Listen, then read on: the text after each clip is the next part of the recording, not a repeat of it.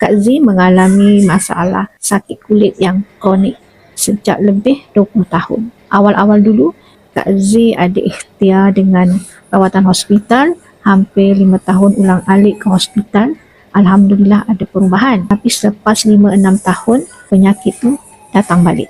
Kak Z teruskan rawatan guna krim dari farmasi saja. Bertahun-tahun juga guna tapi tak ada perubahan. Dia sekejap elok, sekejap datang balik.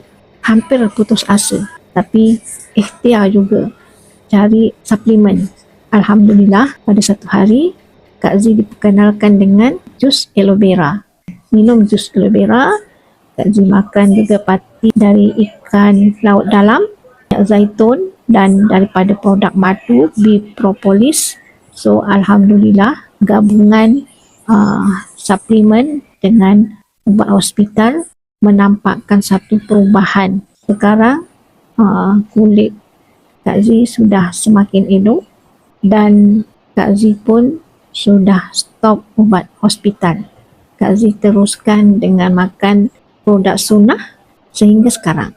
Kak Z makan berterusan. Alhamdulillah penyakit Kak Z perlahan-lahan beransur pergi. Kulit Kak Z pun semakin cantik. Alhamdulillah. Syukur sangat dapat minum daripada jus aloe vera dan pati ikan laut dalam. Siapa yang ada penyakit seperti Kak Z boleh cuba.